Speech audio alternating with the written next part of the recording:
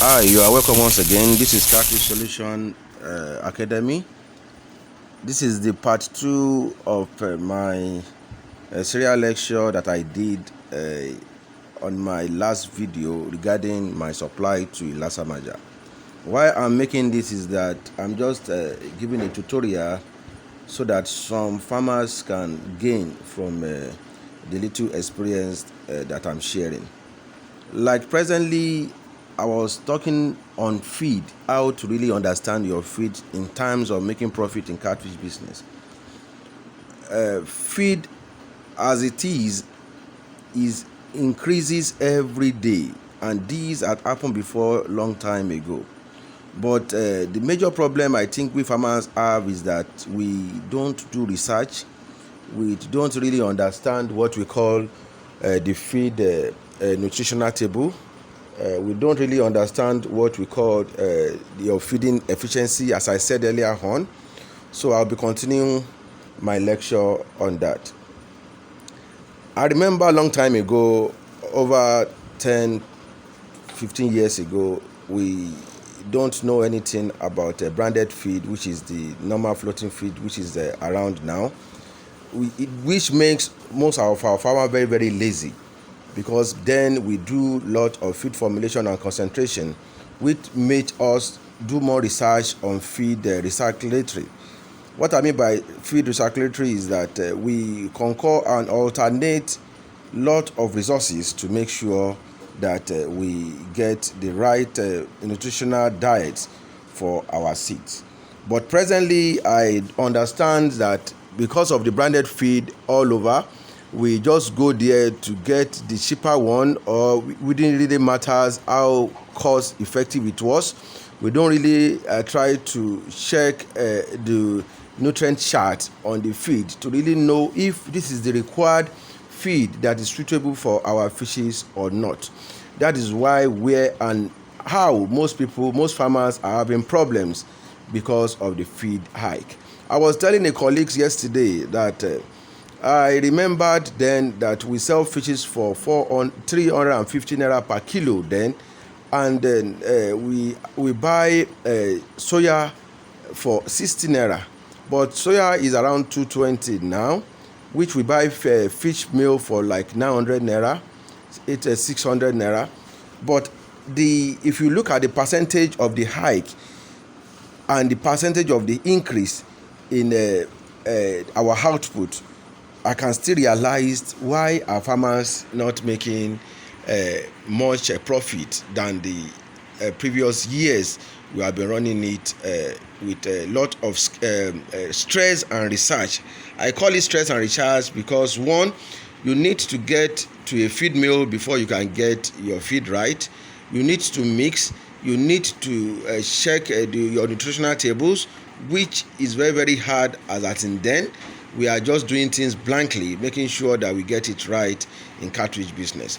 But to me, what I'm trying to agitate and emphasize is that since we are selling at a very small price at that particular time, and the cost of the hike in price of our output, that means I understand some people do sell per kilo now for 1,000 naira, and soya is around 200 naira. So you can see the increase in the percentage of the increase is higher than before.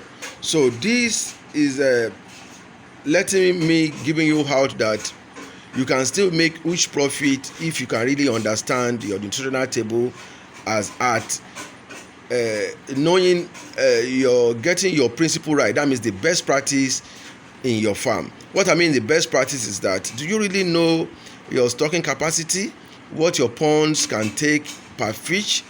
Do you really know how to do your sorting as required? Do you really know that changing water in fish is very, very important? These are the first step. That is the first key that enhances the growth of your fish. Do you really know that overfeeding them may cause a lot of problem for your fishes? For example, I supplied a client a fish. It's a starter, and the client gave me a feedback that the fishes are not really eating. I said, why? They should be eating, because If I should supply any fish, I know the fish I'm supplying, because the fish I do supply do grow as required, do feed as required, and I'm aiming an FCR of 0.9, 0.8 to 1.1. So if I should be aiming that, producing my seeds, I don't know where anybody can get it, and the seed will not perform as required. So the first question I asked is that, one, how many kg of feed are you giving your fishes at present? I understand is giving 500 grams to 500 pieces of fishes. By the time I realized that, I have to tell him, you are overfeeding. You are overfeeding. So the essence of you overfeeding is that, one, the fishes may be okay, but sometimes if your pond, if you can't see the bottom of your pond, if your water is dirty, most of the feed is normally wasted. Let me give you an instance. Most of this feed that we call floating feed are not 100% floating. Most of the crumbles do sinks. That is it. And by the time it sinks, by the time the fishes are okay, by the time you started giving them, because we know that catfish are bottom feeders, so they go underneath to feed most a lot. That is why when we are using sinking feed at that time, we really understand that the fishes go down to pick all the fishes. But once you can know your feeding chart, that means your feeding frequency, by the time you give them the feed that it is required, by the time they finish the feed up, they will go down to finish the feed at the bottom of the pond. But by the time you started still giving them, and you are still giving them because they are still coming up, and about 30% of the feed is being wasted down, so by the time they finish the one up and you think they are saturated, by the time they are going down, they will not be able to pick those feed down. So in another 2 hours, this feed will buffer the ammonia in the water, and this will result to, one, infections. So as when infection sets in, we call diseases setting, because when they are infected, various of diseases that we cannot comprehend setting in fish farming. Let me give you an instance. The major diseases we think we have in fish farming is the normal bacterial, fungal infection. Viral infection does not really happen, it comes and go, but there are a lot of branches of diseases that you cannot comprehend, that the name is not even given by scientists, that normally attack our fishes. So by the time these ammonia buffers set in, those kind of infections may start coming to your fishes.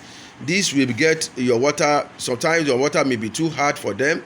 These fishes will not breathe as required, they cannot consume as required. You started seeing them, their body is peeling. You started seeing a lot of infections that started happening to them. These, if you are not careful, you may not be controlled. Why? Because by the time you are still giving them food, this will affect them drastically. But if we are wise enough in order to really understand, that's what I said, it's very, very good for you to have a mentor. I normally tell people, subscribe to my mentorship class. It's not a waste of money. There's a farm I should visit before they start up. I told them my fee of visiting the farm. They refused because I understand. They said my fee is high. Please, you are setting up a farm. You are not setting up a sweet selling karakata. That means you are not selling a sweet selling shop. This is a farm that you are spending nothing less than 2, 3, 4, 5 million naira. I don't see why you are selling. You want to spend 2, 3, 5 million naira, and you can't use that 10% of it to acquire knowledge in your setting up your farm, in getting your feeds right, in getting good seed, in ensuring that you get a good drainage, in ensuring that your water is being tested, in ensuring that you have a huge capacity that really deserved for the growth and profitability of your business. So by the time I checked and you said the fees is too much, I will go. Why I will go is that there are a lot of people out there that really valued information, that really valued mentorship, because they want to start up their business and make profit at a go. It is very, very important and essential. So I don't know why we farmers, we are so greedy to ourselves. and we are not greedy to other aspect of it. Let me give you an instance. Sometimes people may order fish from me. By the time I supply the fish, maybe the fish costs about 300,000 naira. So by the time I supply the fish, the person will be telling me he doesn't have that much money that he want to pay me later, which I have stopped because a lot of people are even owing me out there.